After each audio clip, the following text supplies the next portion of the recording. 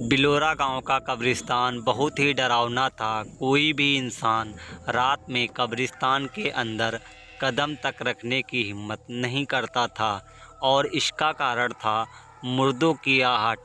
जब भी कोई इस कब्रिस्तान से अकेला जाता या आता था तो मुर्दे उसका पीछा करते थे और वो जैसे ही उन मुर्दों की आहट सुनकर पीछे घूमता तो उसकी वहीं पर मौत हो जाती थी। बिलोरा गांव के लोग तो कई कहानियां सुनाते थे। अनिल, मेरे मामा जी एक रात कब्रिस्तान के रास्ते से आ रहे थे। वो डरे हुए थे, इसलिए हनुमान मंत्र पढ़ते हुए आ रहे थे। उन्हें कब्रिस्तान के भूतों के बारे में पता था। फिर उन्हें मुर्दों की आहट सुनाई देने लगी। वे सीधे सामने देखकर चलने लगे और फिर उन्हें मामी की आवाज़ सुनाई दी और मामी की आवाज़ सुनते ही वो पीछे मुड़ गए और फिर मुर्दे घसीटकर उन्हें कब्र में लेकर आए। मनु, तुझे ये सब कैसे पता चला? अनिल, क्योंकि अगली सुबह तक मेरे मामा जिंदा थे। उन्होंने अपने साथ हुआ सब कुछ मेरे पिताजी को बताया और पिताजी ने मुझे बताया। मनु, फिर तो वह कब्रिस्तान बहुत ही खतरनाक है। राम, ऐसा कैसे हो सकता है? सुना है बूढ़ा मुकेश उस कब्रिस्तान का सालों से रखवाली कर रहा है। मनु, हाँ वो तो है। अगर उस कब्रिस्तान में मुर्दे हैं तो मुकेश अभी तक जिंदा कैसे है? राम, चलो उसी से पूछते हैं। तीनों गांव वाले सच जानने के लिए मुकेश के पास गए। अनिल, मुकेश काका, मुझे आपसे कुछ जानना है। मुकेश, यही ना कि क्या इस कब्रिस्तान में मुर्दे सच में जिंदे होते हैं या नहीं? तो सुनो, होते हैं। रोज़ रात इस कब्रिस्तान के हर मुर्दे जिंदा होते हैं और हर जिंदा इंसान का पीछा करते हैं। मनु, अगर ऐसा है तो तुम्हारा भी पीछा किया होगा। तुम कैसे बच गए? मुकेश, इसके लिए तुम्हें मेरी कहानी सुननी होगी। राम, हाँ, तो सुनाओ ना। काका मुकेश, आज से 35 साल पहले की बात है। मैं और मेरा दोस्त सुरेश दोनों अनाथ थे और काम की तलाश में बिलोरा पहुँचे। यहाँ हम इस चर्च के फादर एंथोनी से मिले और फादर से बोले, फादर, हम दोनों यहाँ काम की तलाश में भटक रहे हैं। क्या आपके पास हमारे लिए कोई काम है? फादर, काम तो है पर बहुत ही डेंजर है। तुम दोनों की जान भी जा सकती है।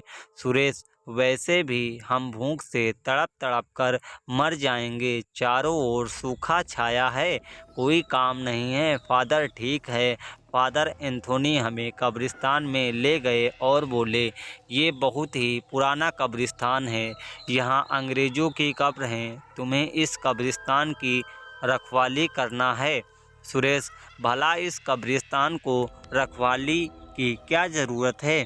फादर, कब्रिस्तान को रखवाली की ज़रूरत नहीं है, पर तुम्हें यहाँ आने से लोगों को रोकना होगा। तुम्हें लोगों की रक्षा करनी होगी। मुकेश, पर कैसे फादर?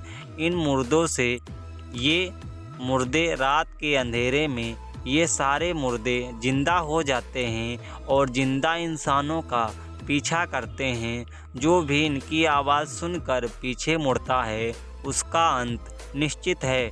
सुरेश, फिर तो वो मुर्दे हमें भी मार डालेंगे। हाँ, मगर पीछे मुड़े तो इसलिए तो कहा था कि ये काम जोखिम से भरा है। सोच लो, तुम दोनों ये काम करना चाहते हो या नहीं? हम दोनों के पास कोई और रास्ता नहीं था। पेट की भूख शांत करना ज़्यादा ज़रूरी था, इसलिए हमने हाँ भर ली और उसी रात से हम कब्रिस्तान की रखवाली करने लगे। कुछ रात तक सब कुछ ठीक चल रहा था। एक रात हमें लगा कि जैसे हमारा कोई पीछा कर रहा है।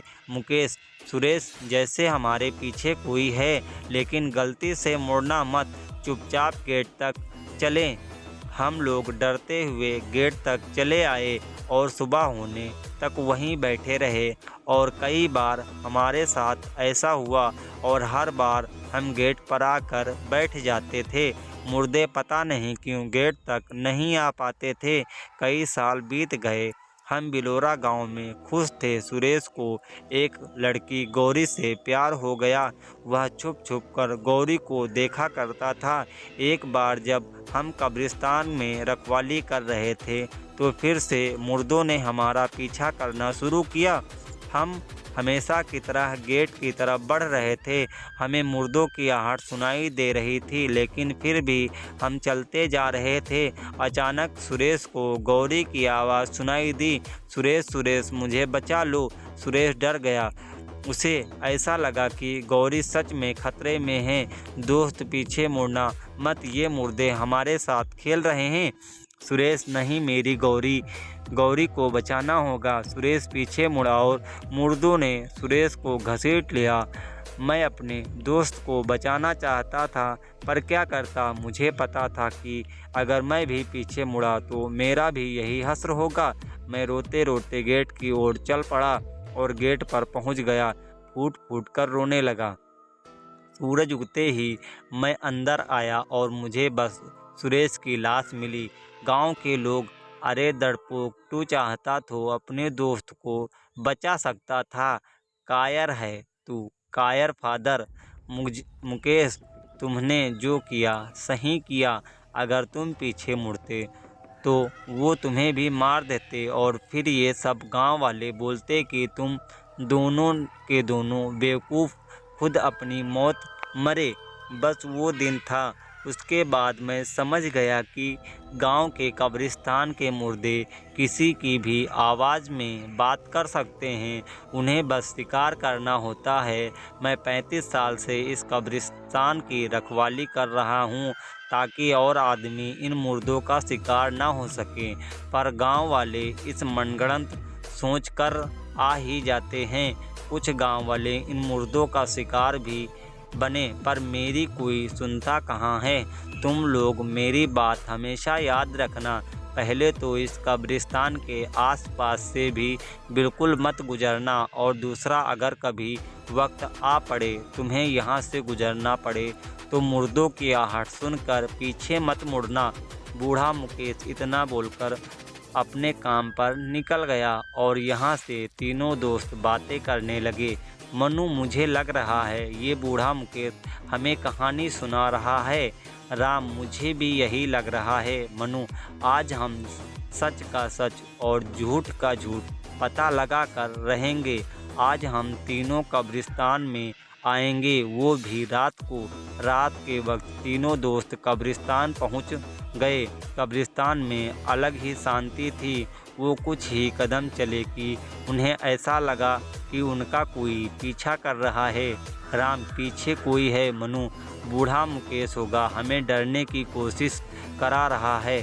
अनिल, हाँ हाँ वही होगा। तभी पीछे से आवाज़ आती, अरे तुम तीनों यहाँ। मुकेश की आवाज़ सुनकर तीनों पीछे मुड़े और मुर्दों ने एक एक करके उन्हें भी घसीट लिया। कब्रों के अंदर सब मर गए। काश ये तीनों बूढ़े मुकेश की बात सुन लेते तो आज इनकी यह हस्र न होती। दोस्तों, यह कहानी आपको कैसी लगी हमें कमेंट बॉक्स में कमेंट करके ज़रूर बताइएगा।